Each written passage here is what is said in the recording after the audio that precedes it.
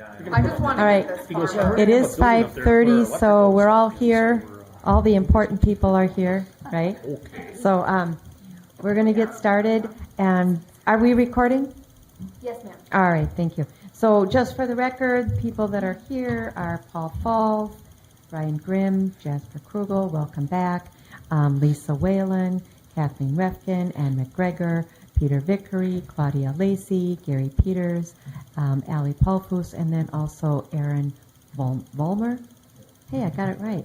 All right, so we have 4 items. We're going to have a budget discussion, and then Aaron is going to give us an update on the water treatment plant, and then Jasper is going to give us an update regarding the lady that came last time under persons to be heard. He's just going to kind of inform us about stuff, and then if we have time, we'll do the Woodland Cove dredging. All right, with that, Brian, take it away. Thanks, Madam Mayor and Council. I think I've got a PowerPoint that'll summarize what was in the packet, and it's about a dozen slides, or maybe 11 without the title slide. So get started on that. Obviously, every year around this time, we have to certify the preliminary tax levy by September 30th. So that's what we're looking for, at least have discussion on that to know that's coming up or whatever. So that's really why we're the main crux of the discussion tonight. Obviously, well, any questions you have on the operations or capital equipment or roads, we can talk about all that. As far as the timeline, we'll meet tonight. If there's we can discuss at the subsequent work session, August 19th and any of the September ones, as well as, and then I just listed there that we have 2 September meetings. Usually, historically, we've tried to have, if we're able to get the first one, great. Otherwise, we have that second one in September 2 to keep that deadline. 4 main items are, obviously, there's lots of items that go into a budget, but there's sort of 4, I guess, overarching principles, or I don't know what you call it, I guess, as far as first one's obviously the financial stability, to make sure we have to balance the levy with our fund balance, and we've done a good job of that over the years. Capital equipment, so we obviously need to make sure we have squads and heavy equipment and stuff for the space and the technology, all those different needs. Service levels, we look at every year whether last year that we added right. So we look at that every year to see where we're at as far as making sure we're providing good customer service and service levels for our residents. And then lastly, the biggest one that probably we've done a pretty good job at least the last probably 10, 12 years or so is funding the payment management plan and roads and making sure we're making some progress there. I think with our big road project last year, we made a dent and we keep making progress. So I know Gary probably want to be faster, but we're doing pretty good, right? So this is basically a summary of what gets the last few years of the levy, and then this was basically taking that. There's a page in the packet that had this summarized, or whatever, as far as the different components of the levy. So you can see there for 2025, general fund levy of 5.17 million. There's the total about 6-7%. The debt levy, the main component there, or probably 2 components. The Maple Crest we paid off, so that fell off, but then we're looking at potentially doing an equipment certificate and adding that to some of the water financing for our wells and our water main, looking at bringing that for the latter part of this year.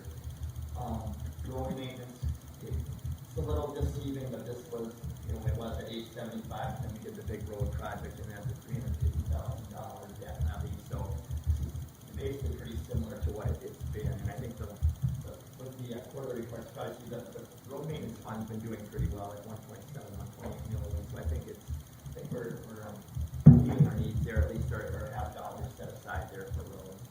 And then the capital CIP levy for equipment, it's being suggested to bump that up to 200,000 from 150. And hopefully, if we can keep bumping that up every year, we maybe can get away.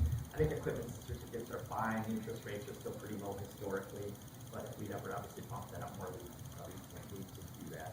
And I think we've used it as a tool every couple of years, not every year, obviously. So the total there would be about $7.13 million.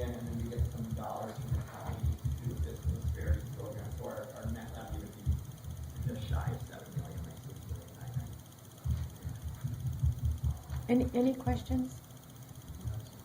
Okay. This slide's going to just sort of tie together sort of the tax levy, our fund balance, and then just that percentage we always talk about. So first line goes through our tax levy for the last basically five years, and then 6 years on what's proposed there. You can sort of see the general fund reserves that sort of, 2020 was the years, I guess the year, so that's where that has sort of that big anomaly there. 21 and 22 we spent some of that down. 23 was more of the commercial permits and some other items there that really pushed our surplus up there to get us about 51%. For this year we're budgeting to use about just under 200,000, 192,000. Right now, based on where we're sitting for the year, I think we're coming pretty close in our 2024 budget. I don't think we'll have a big surplus like we had last year because we haven't had a new grocery store, permit issued or a new apartment, or anything like that. So I think, we'll hopefully be around that, low to mid 40% at the end of this year. And then with the 2025 budget presented, it would be just shy of that $7 million levy, using about 39,000 in reserves, and then that would get us at the end of 25 projected, just about 41 or 40%, almost 41%. Probably what everyone usually likes to see is what's the impact on the property, or which I do the same thing when I get my tax statement for what from there. You can see there I guess we'll start up on top here. So the values stay pretty flat, and probably everyone's seen that or heard. Housing market isn't gone as crazy with value. Value isn't 10, 12% anymore. I think it's sort of stabilized. So, existing properties should be pretty similar from year over year when they get their tax bill next year. Probably deciding to get everyone who got their initial statement back in March as far as what their valuation is going to be. So, based on that levy of about 9.5%. I thought it was 9.4. The 9.4 is the gross, and that's 9.56. Oh, so okay. it's just basically the difference between the two numbers. The net levy is a little smaller, so the increase there is going to be a little bigger percentage-wise, but it's right around the 9.5%. And it would give us a projected tax rate of about 20%, 20.7%. Right now we're at about 19.4. Yeah. So when you plug all those in, what you see is on a $450,000 home, annual difference would be about $67, so $5-6 a month. Move up. This is more our median value home, we're right around $650, $645. You can see about $105 difference, so roughly $9 or so a month, probably like that. And then $850,000 home, $142, so about $11-12 a month. So obviously that's average. If someone has a larger increase to their valuation than the average, it might be a little higher. If someone's property went down a bit, their tax increases less, or whatever that is. Next couple slides are just to show more, usually on this, just to show where your total tax goes through, what percentage the city is doing and county are. So for 2024, this is about median value home. This is a property that's in West Office School District. City's about 1,321, about 22% of our total tax bill. County is the largest, and the school is the second largest as far as the portion of the dollars go. This one would be for more properties like Alton Hunters Crest, which is going to the school district. School district then becomes the largest portion based on their budget, what they've levied and what they've done. Our percentage was down a bit, just under 20%, just still that $1,300 on that home. So I feel like the value we get on our city services is still pretty good when you look at it. Pretty good value, pretty good service. Then just a few slides here to finish up, just as far as what the 2025 budget assumptions and commitments are. So basically the 2025 contracts are locked into labor, which is nice, and then they're locked in for 2026 too, so it's either the budget that do well as well as the salary compensation plan. The only real FTE change in here is to potentially add an engineering tech mid-year, and I guess that's something that probably be talked about more as we finalize the budget process and maybe even into next year. Yeah, we'll give an update at the next meeting on the 19th about the proposed 2025 positions. And then, the capital equipment improvements mentioned, having a cash levy and probably not doing equipment certificate later this year with some of the water infrastructure items we need. Are we going to be bonding this year? I didn't think we were going to be bonding until next year. Well, I think we'll have an update probably at one of the next couple meetings, but I think with the wells that we've got the contract for, and then as well as doing the water main and Woodland Cove, and then even some of the engineering, fees for the water treatment plant that we've entered into, I think we've got a few $1 million, and then if we had an equipment certificate or two, I think we. Oh, so you're saying doing 2 bonds, so one in 2024, and then another one for the actual water treatment plant in 25. Correct, Okay. yeah. All right. It could be more of like a $4 million bond potentially this year for those items, and then the water treatment would obviously be larger than that's what we're still finalizing, I guess. Okay. Yeah, so that would be the plan, I think, to sort of get some money into cash flow, some of these things that are already locked into place. Right. Any questions? Yeah, I like the budget. Okay. Oh, thank you. Go. Okay, hopefully that's even something that the council can share with the residents, and we always can put this online and stuff that, where their tax dollars go.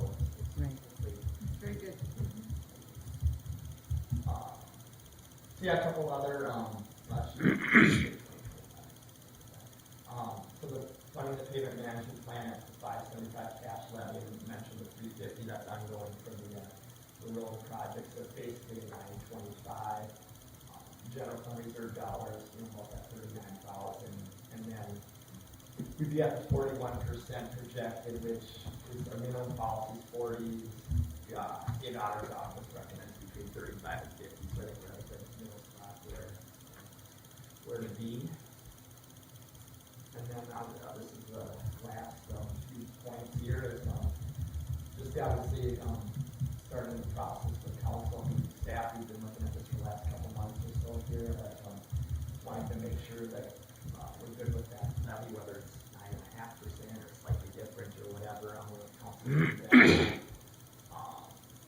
So yeah, there's obviously been that levy option was in the packet, and obviously council can just eat if they want. And it's just lastly, they're probably we'll work on the final budget through fall, and once the levy's set here in September, it can be reduced or stay the same, but not increase. So that's what I had. So I guess I don't know if anyone had any other questions on PowerPoint or the information that was in the packet. Well, excuse me, I had a few questions. Okay. On the sources of income, how variable are those, say the aid from the state and some other, are you pretty sure that these numbers will come in when your draft budget is thinking? Yeah, probably the biggest variable is the licenses and permits item, because the intergovernmental is usually like the police aid or the aid we get from the state for the police department. Last year we actually got more money in because they did that one-time police state aid, which we allocated out for capital in general, but that's usually pretty steady. Yeah, property tax, obviously we have a good tax collection in the city. Our residents pay their taxes and stuff, so that's usually, I know some cities probably struggle a little more with delinquent taxes, so that number is usually pretty set. And then some of our, like the others in charges for services, the police contract, the same body, and some of the lease power with our cell phone companies and stuff. So those are all pretty good streams of revenue. The biggest one is all of a sudden you have the license permit revenue. And it hasn't happened for like 10, 12 years, but all of a sudden instead of doing 75 to 100 homes, we're doing 30 to 50. And that number that's showing at 779 there would be something far less, like 400 or 500. But based on the trend, you can see that when we've been doing really well, even back to 21, 22, 23 had the bigger year most of the revenue sources, I think, are pretty good. There's just a little bit of fluctuation with the building. And kind of on the flip side, then, what would be variable on the expense side, like for example, the agreements with the fire departments in Maryland and St. Bonnie, the numbers you put in, do you feel pretty comfortable with that's what they're going to be? Or They have to, those numbers? Yeah, the mound, we've gotten the numbers already, which is, yeah, in St. Bonnie, I don't. We haven't gotten it yet. gotten it yet. I think that's plugged in a 5% for St. Bonnie, I don't know. it probably won't be that much I even, mean, I but, hope it's not. yeah, but they have to get us those numbers before September, I believe. Yeah, it should be I thought pretty quick. it was now, but, It's in August. yeah, in August, so we'll know those numbers, yeah. Yeah. Yeah. Yeah. So that was good, in that, yeah, some of them, I know mound, they had the one-time, public safety money, so it went out last year, now it's moderating that down, there's actually lower than that. Okay. But yeah, I mean, I think this, the biggest fluctuation for expenditures can be, obviously, depending if you're at full staff, if you're down a person or two, that's savings, or else then you have some events where you need a bunch of overtime, and that's sort of a negative against the budget, but usually we've done a pretty good job of coming in pretty close to our budget. Yes, yeah, yep. Yeah, no, I think there'll be definitely some general fund savings, and obviously some of that gets spread. Gary has been the staff working in the streets, but that's general fund, where if they do more enterprise stuff, then it saves money in the general fund. So there is some anything, well, even just the salt chemicals, or the chemical, we buy a lot less of that, that saves some money. So if we have a big supply and don't need to buy more, that'll save some money. So. Okay. Well, good. That sounds good. Then just a final question. It looks like you didn't put any increase in for various health insurance and workman's comp items, but I think those things are going up pretty rapidly for your building in. Or am I misreading something? They are, I think I put in like more of some minor increase there. Maybe I did. We haven't gotten those numbers yet, like from on the workers' comp yet, and yeah, the health insurance. I know the council sets the cafeteria plan. I think 900 for singles and 1,500 for families. So I think some of that stuff we haven't gotten our information yet from the vendors yet. So.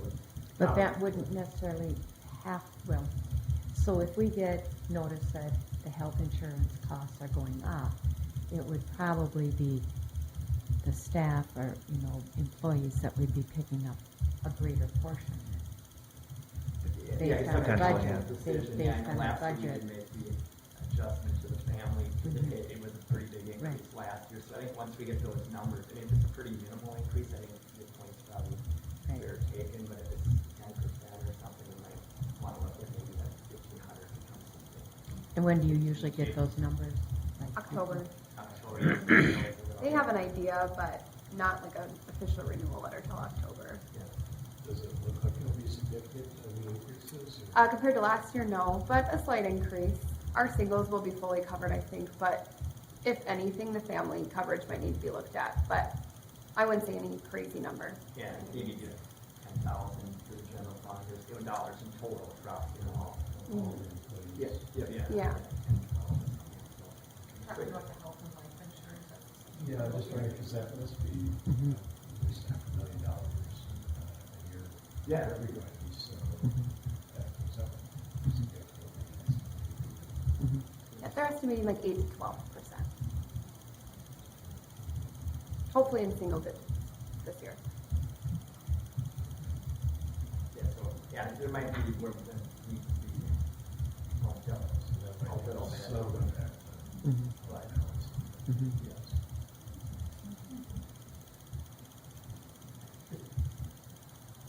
but yeah, I think that should be able to be, working as we earn those numbers, and if we even need to maybe use a little more fund balance. I mean, I think there's a little bit of wiggle room we have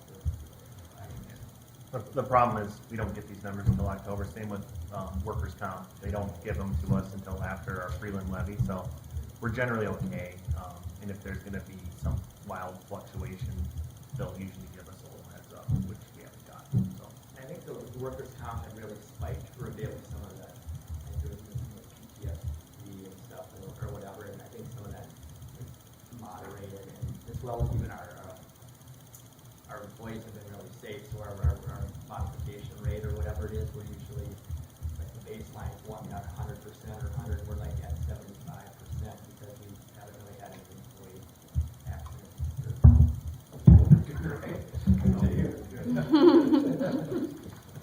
Okay. But no, good point. And yeah, there might, as we move through the process, there might have to be some numbers. Thank you. Other questions, comments? So I think we're good right now at the 9.4, but as we move through the process, we'll see. And again, better to do a little bit high initially and then ratchet it back. Maybe we can bring it back to 9% in December. We'll see. All right. Yeah, my question would be, probably bring that in September for that first meeting. Is there, unless there's something that really changes, we probably wouldn't need to talk about this at the August 19th session. I don't think so. I think we're good. Yeah. So we'll bring it back at the September meeting, and then, like I said, we'll take a look at some of these things as they come in, and then by December or before then, we can decide if it's good or we want to. Yeah, we can't go higher. So it's always better to start out a little bit higher and then hopefully go a little bit lower before December. All right. Okay. Aaron, I think you're up. I can give a brief intro. Okay. I'll introduce our guest here Yeah. a little bit. No, everybody knows Aaron, so but really what the driver is to have this conversation is we've gotten a little bit more feedback about our PFA application for 2025. Aaron got some feedback about a future application in 2026. We want to share that information. What we want to have a discussion about is kind of a continuation of our May discussion about how we're going to pay for this future water treatment plan, if we're going to pursue PFA or if we're going to go the traditional route. I've gotten some feedback from some council members about maybe trying to get this bid out in 2025. As staff, we need direction as far as how we're going to fund it, how we're going to do it. So Aaron's going to provide some information. The goal today is to get feedback from the group as far as the funding goes. If we feel comfortable enough to make that decision or that direction today, that'll help drive the project process and the project timeline. A couple things of note. Gary will be providing updates at each meeting just about about the water treatment plant, where we're at. You're going to see something at the beginning of each month, the first meeting of each month in the info packet about just the project process, where we're at once we kind of get a timeline dialed in and just kind of, the different things, just some feedback that we kind of recognized from past city council meetings. So it's a big project for the community. The city council needs to be aware of what's going on, and if there's any hiccups or anything that's going to potentially delay the project, it's something that we can talk about at that time. So Aaron's going to kind of lead this discussion. Feel free to ask him the questions, but the ultimate goal today is to hopefully figure out how we're going to finance this project. Thanks. Thanks, Madam Mayor, members of council. Thanks for having me back. I was not here at the last council meeting. You guys approved us to move forward, so sorry I couldn't make it, but I'm excited to be here and talk about the water plant project. So just kind of an update on current activities. So we've kicked off design. We did some water plant tours with Minnetrista staff. We went, and then we also completed a layout discussion meeting with staff. So we're into design, things are moving. As far as tours go, we toured 4 different water plants in the Twin Cities area, and we do these tours at the beginning of design just to help operational staff and city staff kind of understand what other communities have, come up with good ideas of things they want to incorporate in their facility, and just help get the design team kind of thinking about plant design. So we looked at City of Minnetonka's water plant. We went and toured Robbinsdale's new lime softening water treatment plant, which I know you're not doing lime softening, but it's new, so we went to look at it. We looked at Blaine's water plant, and then we also went to Shoreview. So all these facilities are a little bit larger than what you guys are going to be building, but they have the same components and a lot of the things we wanted to look at. So I thought the staff enjoyed those tours, and we learned a lot of good things. So since the tours, we've started layout discussions. We've met with city staff, and this was a concept that we had developed during the planning exercise that we've gone through the last year or so. So we started with this as a baseline to kind of just talk about filter layout, chemical storage, where we potentially want that in the facility, looking at moving or adjusting kind of the lab and operator office within the facility, and just the people spaces that we're going to need. We've also talked about clear well sizing and high service pump needs, and all kinds of other things related to the layout of the plant. Again, this is very conceptual. This is not final by any means. Things will move, but just to help illustrate kind of some of the discussion points, I wanted to show this. The one thing related to the clear well size and the high service pumps, so one thing that we've been talking about and we're currently looking at is because you guys do have some future storage needs, one idea that we have is that we would put a little bit of extra storage at this water plant and In the clear well. in the clear well, yep, and then put in slightly larger pumps to pump that into the distribution to make up for the lack of storage in your system, with the end goal hopefully being that we can delay future water towers and have enough capacity in these pumps to actually be able to take your Kings Point tower offline and rehab that. So trying to kind of think outside the box and utilize the money we're going to spend on this facility well to delay future storage projects. So. I don't know if this is the appropriate time to ask, but while it's fresh in your mind as you're doing this design, what are like some of the major top 3 points that are different from what we have today? As far as the treatment plant, Yeah, improvements that are going to be in this one that aren't occurring. yep. So this plant, our intent right now is to go with concrete gravity filters instead of, you guys have steel filters. So if you've been to, well, let me back up. It's not back. Concrete is less expensive. Based on our early estimates, yes. So this is the bottom right picture. That's a picture of your current plant, and see how those filters are steel. We would go away from that. We would actually look at concrete filters. So the Minnetonka picture there, that's actually a concrete tank that's built by the contractor. So we would look at something a little bit different. The benefit being that it's readily available material. Contractors can build that. They don't have to wait for manufacturing process. You're not going through all of the purchasing and manufacturing delays that you would see there. So we just feel like it's probably a better fit for this type of project. It's also more flexible from a layout standpoint, so we can make those filters any dimension that we want. And it's a better use of the space, given that the walls for the filter can also be used as walls for the building. You don't need space around the steel tank. So that would be one big improvement. We're looking at chemical storage and kind of an arrangement on the site. Ultimately, we're looking at putting in 1-ton chlorine gas cylinders instead of the 150-pound cylinders that you guys currently have.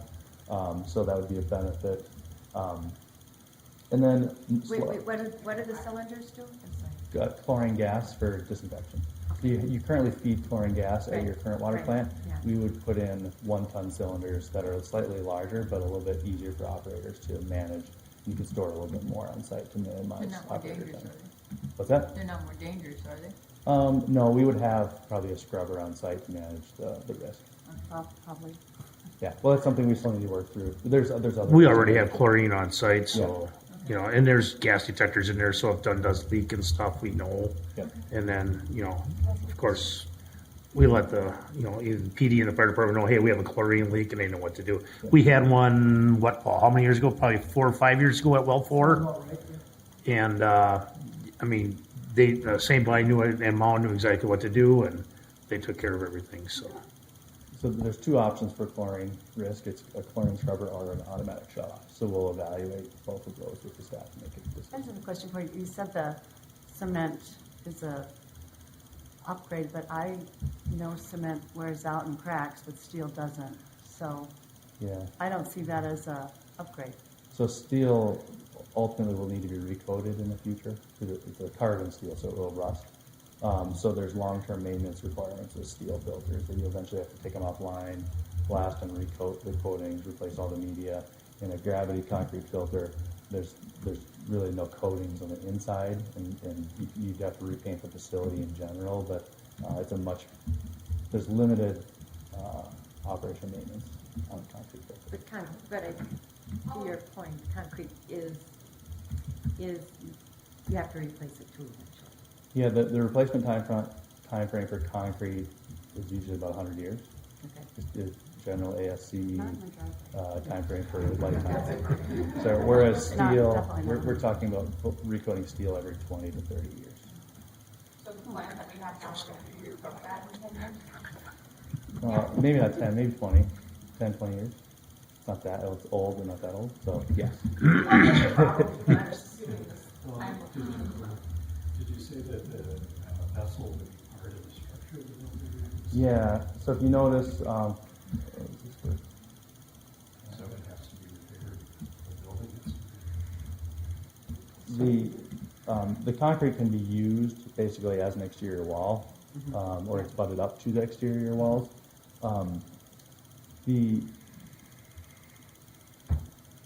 I guess as far as concrete's lifespan, it is a much better long-term material than steel. And if it does crack, it'll crack.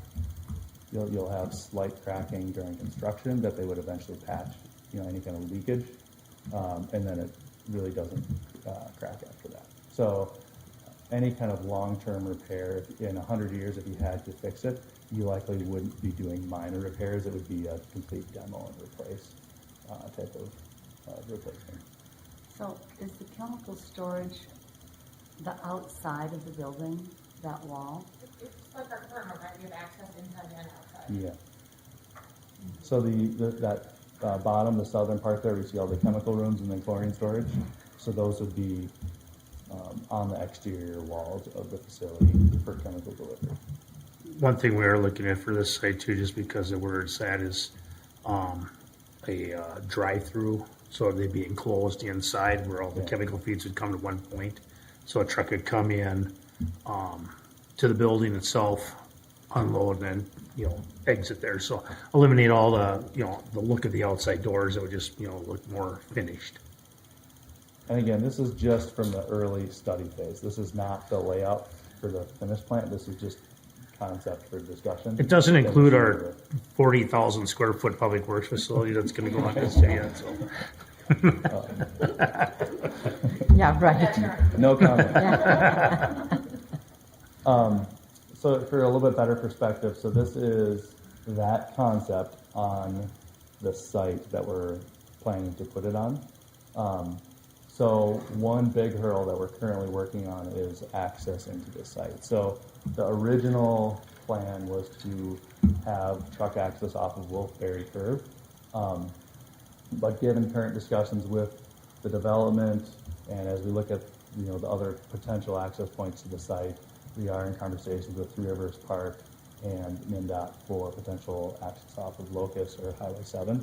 We just think that it's at least responsible to look at it to take pressure off of the neighborhood. If the access off of Wolfberry Curve is really the only possible option, we'll move forward with that, but we just felt like we should really look at those other options. So this is, I'm sorry, this is off of Wolfberry. Okay. Yeah, sorry, my pointer's not working, And but so, give us an idea what the other two access options might be, just kind of out of curiosity. so if we come off of Locust, Lotus, sorry, yeah. Look. Yeah. We know what you Quickly. meant. Sorry, yeah, my mistake.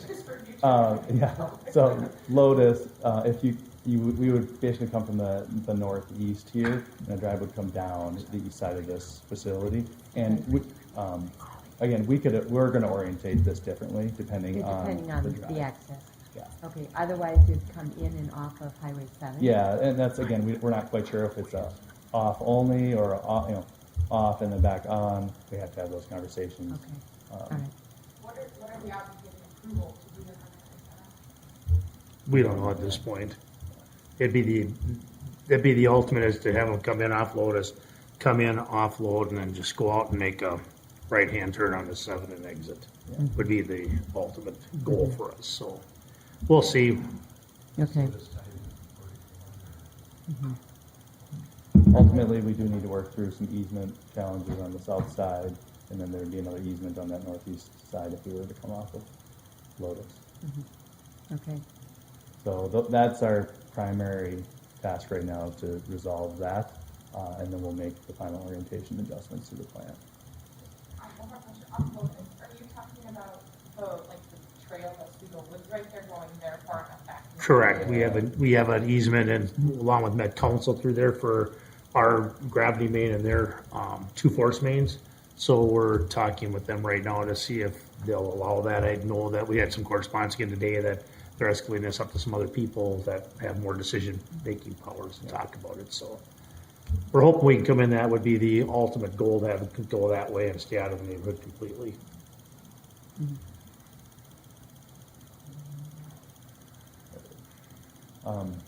So that's essentially the update on design. So our team's working on those items. We're looking at, adjusting the facility layout based on some of the conversations we had with the staff.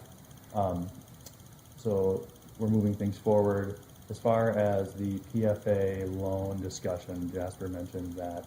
And so in discussions with the Public Facilities Authority, so they decided that our current PFA loan was not eligible because it's growth related, which is not specifically in state revolving fund applications. It can't be growth related projects. Now we're having conversations with them to evaluate that a little bit closer for this current application, but it's unlikely we'll be able to change their mind, but we'll try. For future applications, we did ask if we get these new wells drilled, will we be eligible for future applications? And really the manganese, the high level of manganese would only be important for grant type of applications. And because we're drilling the wells and building the water plant kind of as one system improvement, they really deem this whole thing growth related. Now again, we're trying to change their mind, but it's probably not going to be successful. The only way that they would really probably allow us to split these up and not look at it as growth related is if we just did the wells and put in a well house and actually pumped it into the system and ran it that way for say a year, and then we tried to move forward with the water plant. But in my opinion, that would put such a timeline into this that it's not feasible, and you'd have to spend money on building a well house, which would make the benefit of a PFA loan really not beneficial. So I guess in my opinion, moving forward and pursuing a PFA loan beyond this funding cycle really wouldn't be beneficial for the city. I think we'll do our due diligence to try to change their mind in this current application, but if they don't change their mind, it's probably in everyone's best interest just to move forward with the project. So. And I was talking to Jasper before regarding bonding. We don't know what the next state bonding situation will be, but can we apply for bonding funds, or can we ask for bonding funds even if we're going out to bid prior to them making a final decision? Based on some other projects that we currently have under construction, so like the city of Ramsey would be a good example. They received bond money after the project was awarded and they were moving into construction. So they went back and change ordered in some adjustments to the contract to be able to receive state bonding money. So I think there is a method or a path to receiving state bonding money even though you have a project already awarded. So we can probably clarify that, but based on some other projects that I'm involved in, I think we should clarify it, and here's why. Because let's just say we get this out for bid Q1. Let's just say. So let's just say March, whatever. But we won't know until May. It might make sense to wait 2 months or 3 months to see if we know, and then we should know before the end of May whether we're going to get any money. So, if it means millions, then I think we should just kind of hold off, and if it's 2 months or whatever. And the reason, too, when you look at when we need the water in the summer, right? So if you start building in June of 2025, it won't be online in June of 26. It probably won't go online until fall or even winter of 27. Right. So we'd be okay. So either way, we're not going to have more water in 26, summer of 26. Right. So that's why I'm saying is I want to keep an eye on the bonding money and on that time frame, because I think we're going to be beyond the 26 irrigation time frame anyway. Does that make sense? And we understand the requirements that the state would have for the project to be able to receive funding. So Minnesota prevailing wage is the primary one. So we can have some strategy in how to maybe incorporate that after the fact into the project if needed. So this is just, again, a snapshot of the water quality data, but really it's just related to the BFA loan. And this is our design timeline. So at a high level, we're currently in preliminary design. So we kicked off everything roughly last month. And we're working hard to get the team moving. We've done all the activities we've already talked about. So we'll have 30% design roughly by the end of Q3.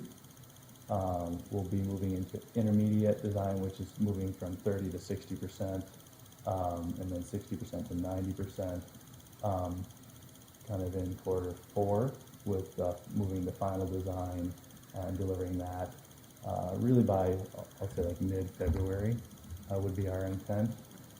Having bidding MDH review at the end of Q1, so it needs to go to the state to review, and Department of Labor and Industry to review plumbing plans. That would be the end of quarter 1. We'd have hopefully a review approval by then, and then we'd be advertising the project the first part of quarter 2 of next year. Ultimately, the goal is to have a contractor under contract to begin construction in the beginning of the construction season next year. So that would be, let's say, May, June timeframe next year. A contractor would have the majority of the building season to get started, and that's pretty typical for how they work. So adjusting kind of our deliverable date in here probably won't change when they actually get on site to start working. And if we do what Lisa's suggesting, which is we wait to do the bidding till after we find out about the state bonding, that then We can't. they wouldn't start doing Yeah. construction until June. You would June? I mean, you would move your bidding time frame forward. So yeah, it would push you into the summer a little bit further with construction start. So it would shift the entire blue bar, basically. Just a That little bit, amount. couple months, yeah. I think that the main point being that even if we shift this main bar, you're already really not getting water. And I put 2 years plus or minus, because I think I had 2.5 last time, and there was some discussion about that. So roughly right now we're thinking mid part of 2027 we might be able to have water. But the reality is that's probably getting close to your peak time anyways, so you might miss it. So really if you're already going to miss your peak demand season anyways in 2027, does a couple months matter? well, we usually try and hit up projects in the spring now, so how much does that affect the bids we get if we don't bid till June? And the projects that have the availability of better contractors? Or on the size of the project is, it doesn't matter, because there's only so many to do it. I'm trying to think through projects like roads and pipeline projects are usually a single season. So, and they have a lot of material that they need to order because they're putting it in right away, right? For a water plant, it's, concrete is readily available. Their biggest task right away is, digging the hole and pouring concrete. All of the equipment that they're ordering really won't even come until probably the next year anyways for them to put in. So they have time to get all that ordered and procured. The vast majority of their early work it's readily available material and labor that they would just get started with. As far as the contracting availability, contractors are really busy right now. I don't see that changing if we get it out earlier or later. We're going to be at the mercy of the contracting environment. So, What you're saying essentially is there's road construction, that's one type of construction, and that's, you want to get those bids out January, February. But then this is a building, so it's a different season, if you will. So you could get your bid out anytime, more or less? I mean, you still want more to or do it less in the you spring? could. Their biggest items that determine their amount of time is ordering material that needs to get put in a year, Okay. right? So they have time to get all that done. They need to work through shop drawings, work through submittal reviews with us. So any kind of long lead time items that they would be ordering probably wouldn't come until 2026, if not the spring of 2027. So us bidding a few months later isn't really going to change their ability to perform, as long as they can get started on digging the hole and pouring the concrete right away, which is readily available. So, how long does that take? Like, so that it did, obviously that long, might take that long to dig hole and how long and then for the concrete. How long does the build process work before they start putting all the stuff in? The digging doesn't take that long. They're really good at moving dirt. That's what they do. They would spend probably the first month digging, and they will probably work all summer pouring concrete, all winter pouring concrete until probably they would probably work for a year pouring concrete. They get precast the fall of 2026, to hopefully have the building enclosed by that next winter, so they could do all their interior work that final winter for a spring, summer completion. So, again, I think it's in our best We'll interest to keep- get it out for yeah. spring Yeah, construction. and we'll keep moving along with this. We're not going to, stop it. But I just think we need to be aware, we need to know what, we can get 10 million from the state. Like It's $10 worth million. a 2 to 3 month delay, but if we can, but I'm just, Yeah. If I can add a couple things about just the legislative piece, we'll know really early on, there's an election cycle happening. If we're going to get, our representatives from both the House and the Senate to sponsor a bill, because they have to submit a bill for us, we'll know early on if they're going to do that. If they don't do that for us, then we kind of know that we likely won't get any bonding money. So we'll know that pretty early, like maybe as soon as January or February. So we'll keep an eye on that and keep everybody posted, because if there's a chance, I think that we should see it through. Especially if they're so sporadic as far as when they're going to do a bonding bill or not. There's no real cycle. Usually it's not this year, but the next year. But they didn't pass one last year, so they might do it this year or next year. So the other thing I want to point out, this timeline is traditional financing piece. If we would go PFA, you can either add probably another 12 months or another 24 months, depending on the feedback we get from them. So that's kind of the, I think this has been a great. Gary's going, oh my God, I'm going to have a heart attack. I won't be here. So this is that, a great conversation about design and where we're at and all that, but ultimately, if we want to do that timeline, where we get it done by, hopefully summer of 2027, that really means traditional financing. Brian works with Todd, probably sell a bond in summer of 2025 for the project, and we get that started early in 2025. And so that's kind of the feedback that we're looking for, so we can kind of, really solidify the project timeline, project process, and kind of guide this moving forward. There's no way we're going to do PFA. I mean, it's ridiculous, because we don't even know if we would qualify. And to wait another year or two is just not an option. I think Gary would agree.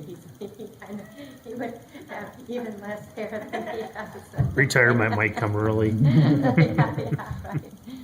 Right. So we just have to assume traditional, and then we'll see what we can get, if anything, from the bonding, from state bonding. When will we have a better, it's nice to have control of this slide. I was wondering, I'm like, it's moving, it's got a mind of its own. When will we have I'm thinking when we'll be talking as a group here about budget for 2025, water fund in October. I know I probably questioned a little bit, the 19 million seems a little high or whatever. I think we gave him a $14 million price tag. But now so- Gary wants a big garage. Yeah. So I guess it's preliminary design, intermediate, when we feel like it's a better update of a more refined number, I guess. Is what So I'm at each of those deliverables, 30, 60, 90, and 100, we will provide a cost estimate. So our general approach is We start with probably 20% contingency at 30% design, and we'll ratchet that contingency down as we get to the final, ultimately with an engineer's estimate for bidding. So you'll have a 30% estimate at the end of Q3. That should at least help with some of your bonding estimates. Yeah. And always my goal is that number starts high and narrows But also down. we'll factor in for our rates. Yeah, yeah, that's I think the biggest, right, Yep. you're- what level of increase. right. It's not gonna be 3%, I don't even know yet. No, it's not gonna be 30. 15, 20, I don't know. If I may, depending on the strategy, right, we're gonna have that conversation about rates. If we wanna, have it be linear, where we're doing an increase in 25, but, we're not gonna pay for our bond until 26, or you wanna have a light increase in 25, but then a big increase in 26, it all depends on how you wanna do it and how you wanna structure it. At the end of the day, by 2026, we're gonna need X amount of money to pay for the bond. We have to generate that through revenue. So we're gonna have that conversation. That could be 20% increases, or, a 10% and a 40%, something like, we'll have to figure that out. But, I'll solve it right. correct. And, In a way it does, in a way it doesn't. It doesn't, yeah. And if we come up with something, we always have the ability to change. We don't really like to do this, but we can always change the rates mid-year if we want. Right. We try to avoid that just for consistency purposes. But if we get it, let's say we get it wrong and we get bids back and they either come in higher or lower, we can adjust the rates based on that strategy. So just keep that in mind. We have flexibility. It will not be a fun exercise because the numbers are going to be large. We're talking about potentially close to $1 million bond payment for 20 years. So we have to come up with an additional $1 million of revenue. Right now our revenue is like right around $1 million to 1.2 if it's dry. Yeah, it's dry, wet it's probably $1 million, 1.2, but dry, we've been pushing, 1.5. 1.5. Yeah, but there's definitely hundreds of thousands of dollars in variability. Yeah. We have a couple years to get to that level. So if you want to split the difference, we'll work through those numbers once the rate study comes back. And then we'll give you the options. And on the 4th of December, we'll likely adopt a fee schedule. All right. All right. Anything else? Nope, that's All it. right. Any other questions? Thank you, Aaron, and we're looking forward to updates. Thank you. All right. So now, next we move on to Ponds at Hunter's Crest. Yes, Madam Mayor, members of council, I'll just give a brief update. I know Carrie Meyer came by at the last meeting during Persons to be Heard and talked a little bit about some of the challenges she's having at the ponds at Hunter's Crest with some contractor grading. So we've been abreast of this. We've been communicating with Carrie, and really it's, in our staff opinion, it's a private matter between the builder and the owner of the house. The ordinance or the city code that she cited is more related to public improvements, so like a road project where the contractor doesn't perform, we have that escrow that we can pull from. In this case, this is a private, grading, landscaping issue that we've been following it, so don't think that we haven't been, but we've been trying to stay out of it. The contractor has been communicating with Ms. Meyer and trying to come up with solutions, and recently gave options, a couple different options on how to get them to the point where they can get their certificate of occupancy. Now, this certificate of occupancy, the temp CO, has been hanging out there longer than what we would like, but this is just come up from the property owner. So I would say, the strategy or what we're going to do as a staff, unless directed otherwise, is let this property owner work with the builder to try to figure this out. It sets a precedent if we do get involved that now all of a sudden we're getting involved with every single homeowner builder dispute out there. And there's been some of these things going on with this builder, the JMS builder, that property owners have kind of joined forces to try to get some things done. So those things are happening. I think in this case, the builder's trying to make it right and trying to get the certificate of occupancy issued, but in this case, the city can't really do anything right now. So we'll continue to monitor the situation if there's something that we think is happening that we don't agree with. But right now, it seems like the builder's putting forth a good faith effort to get this closed out. So I can entertain any questions anybody may have, but that's kind of where we're at. I don't know. Well, essentially, if we were to give her that, I mean, we could then be caught in the middle, and the builder could come after us for the money. Yeah. So, I mean, unless the court orders us to give her the money, I don't think we have a choice. Correct. And we're going to look at it internally too, if that like $5,000 escrow that we charge to do the temp CO is adequate. In this case, the builder's saying that it's going to cost about $2,100 to remedy the issue, and the homeowner's saying it's going to be like $14,000. So there's a gap there, and it's maybe related to landscaping or flower types and things like that. Those are things the city doesn't get involved with. We just want to make sure that the grade of the property matches the plan. That's what we care about. So I will take any direction or questions. Same direction you've been going. Okay. How's that? Thank you. Yeah. No, that is clear. If you get emails, feel free to, if I don't get them, send them to me and we can just continue to monitor. And then, what about dredging? Yes, Madam Mayor, members of the council, I'll make this quick. I was approached here about a week and a half, 2 weeks ago, by a member of Vite Companies. They have been contracted to do some dredging in the Halsted Bay area of the homes. As you can see on the map, kind of behind Woodland Cove Parkway. To do that, they need a place to offload their dredging debris, if you want to call that, the sludge, and they want to use our landing park area there as a place to, they'd have to, as a place to let it store, de-water, and then haul away. There'd be the issue of a lot of trees coming down. That area would be pretty much decimated by the equipment that they're going to bring in and everything else. I don't see this as favorable to the city at all. Yes, I would like to help out the association. They need to find a different alternative. I did ask why they just can go to the boat launch, offload in the trucks there. They want to de-water it, which I can understand. They don't want to have the slop going down and stuff, but I think to use our space there for this purpose would be detrimental to us as a whole.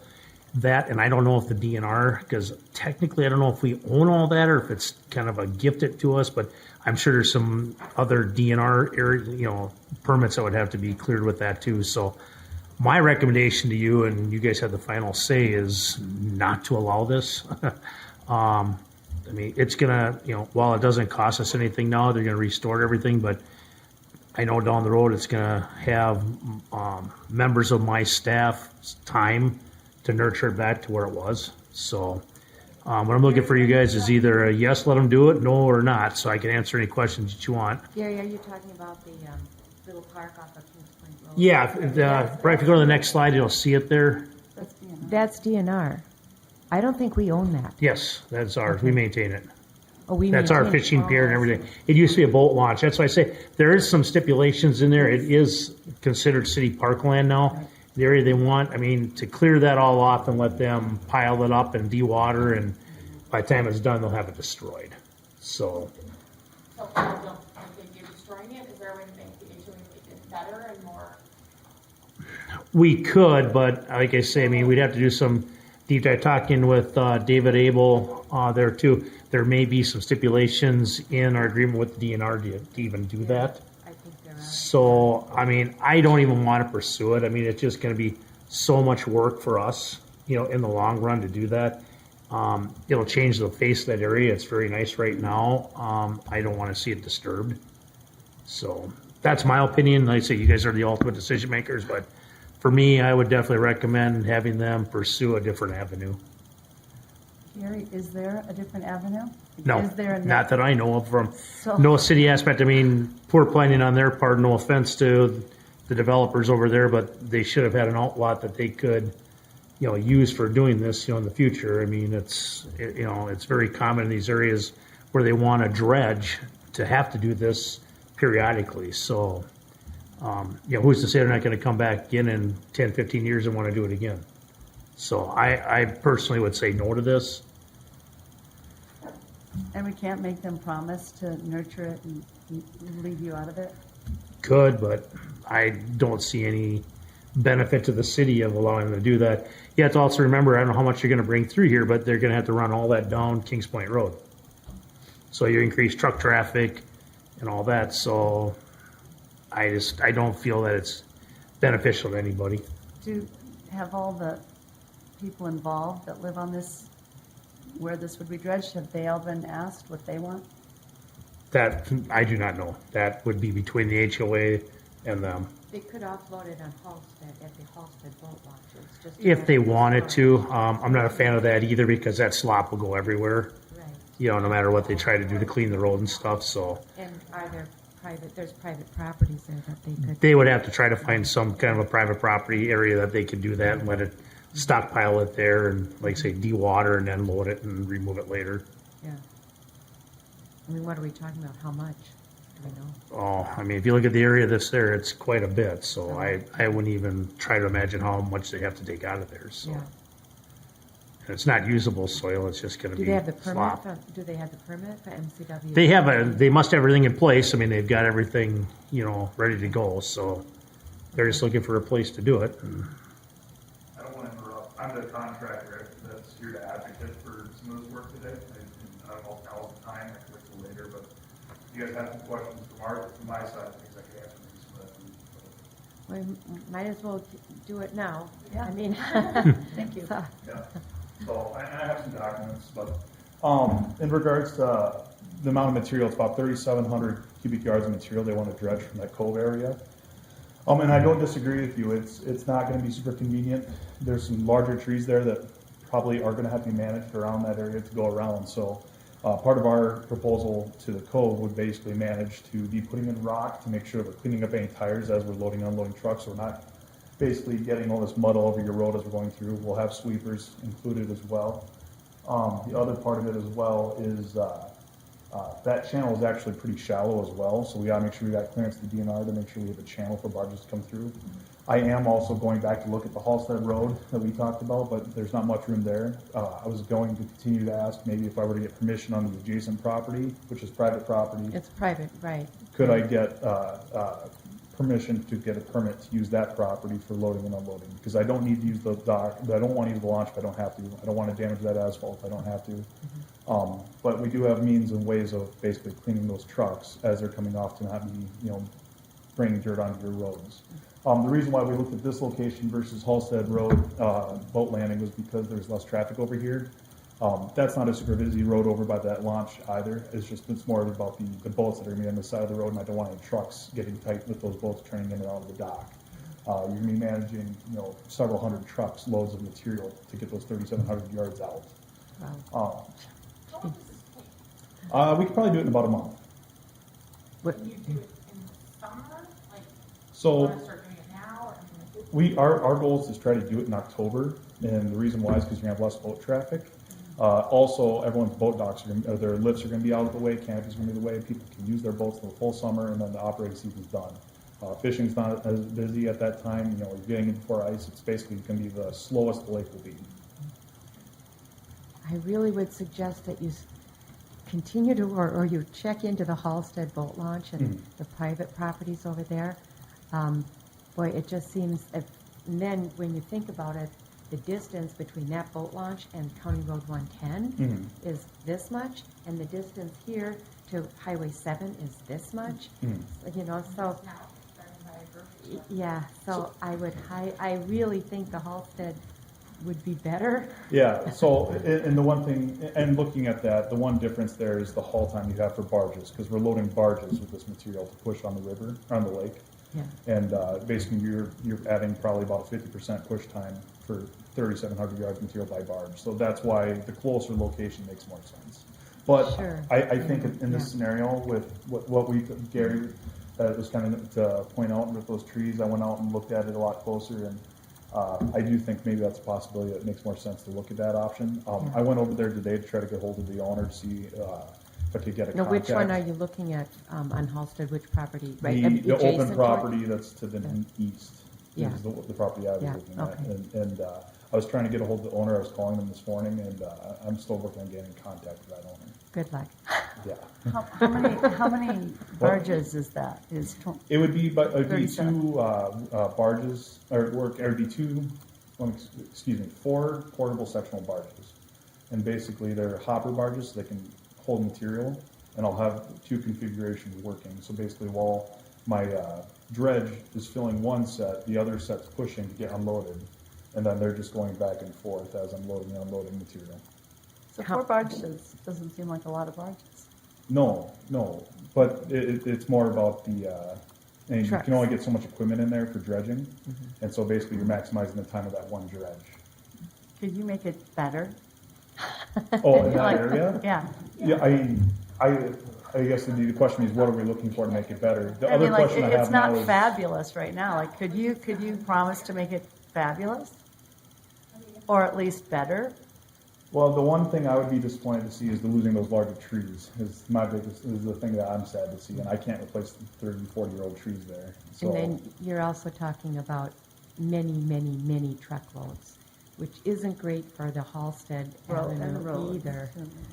But it's better in October versus like May or June or something like that. I also have to be careful working around trucking restrictions, because come November, Yeah, I'm going for to start sure. having more frost affecting trucking in that area Right. as well, which I'll probably have to work with you as well to get a permit to clear those trucks in that time. Can you use smaller trucks? We can load less on the trucks. We're also looking, you can do certain trucks that can hold wet soils versus having to drain your soils. Part of the Right. plan is going to be working with DNR to have a SWIP permit for Right. stormwater protection. Right. And, it's whether we drain out those soils or not, then load them on trucks, or we're loading them right off the barge onto the trucks, which there are certain trucks you can do that with. You just gotta be careful. Well, I mean, it's, either way, you're going to be driving on a city road for a distance. Yes. Whether it's this much or that much. So that's going to be a concern of ours as well, so keep that in mind. Mhm. Could you drive it on any of them? Halsted Drive would be better than Right. Kings Point, because Right. Halsted is, It- is gonna be redone in the future, so. Right. Kings Point's already been done. There is, and I don't know, you'd have to almost talk to David Abel, but there is a development that they plan, or there's a few lots there, I think, that got sold off, that they are looking to do some development that is just right down to the west of that. There's 3 lots. I don't know what their plan is with that, but you might want to talk to them. You're saying You know, to the west of the Halsted? Of the Drive? Halsted. Yeah, I those think are, there's an area there, I It's been think, that they're approved. looking at. there are 3 lots, yeah. Yeah, so I mean, that might be an alternative. There's nothing there right now, but it might be something to look at there. How many houses are on that channel? Do you know? I'd have to go back and look. It looks I like a think- lot. I think there was like 90 slips, Like 90. but that's the slips, it's not the houses on the channel, so. But you're dredging their channel, Yep. and every one of these houses is millions of dollars, Mhm. right? But it's not the house, so the channel, the docks that are on this channel are not necessarily the houses that are on the lake, okay? So there's houses, Right, but there's In still a the lot of back. them. Yeah, I see there's a whole big kind of marina there. But this is a very beautiful and exclusive community. Mm. And won't this really enhance that community? I mean, it's going to get them a lot more longevity out of their slip I think- area. I would think if you asked these 97, I mean, it can't hurt Minnetrista. We don't want it to hurt Minnetrista in this area here, but that's a lot of very valuable real estate that it impacts and makes better. Lake Shore is expensive, and if you can make it better, Mhm. I like that, but let's just, I don't think, we're not saying he shouldn't dredge.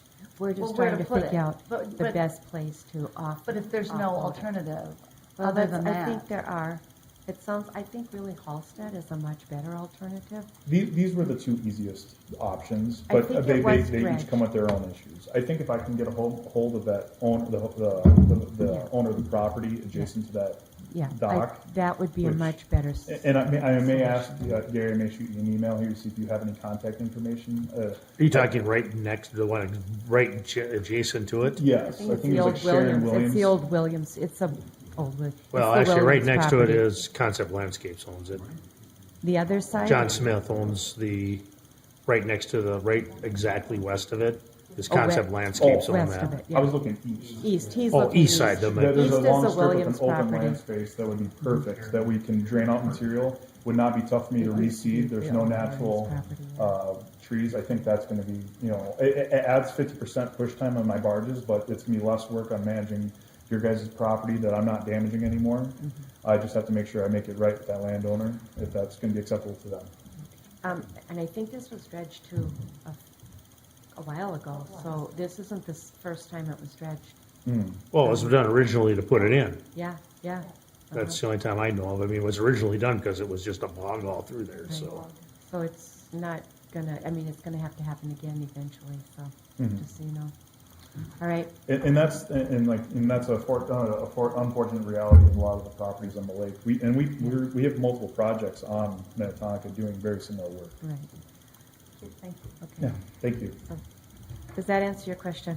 And give you some direction? I think we're in a better direction where I don't think this is gonna be the approach we're gonna go at this time. I think I'm gonna follow up with Gary to see if we have another avenue that's gonna work for everyone. Sounds And just good. make sure we feel good about permitting and that we're doing it right by you. Okay, Thank thank you. you. Thank you. All right, Is this the lot you're referring to? all right. That concludes our Is work that the lot right session, there, this so one? if we have a motion to adjourn, we can be adjourned. Sure, McCartney. Thank you, Kathleen, and Claudia seconded that. All those in favor signify with aye. Aye. All those opposed, motion passes, and we will have a break for about 18 minutes.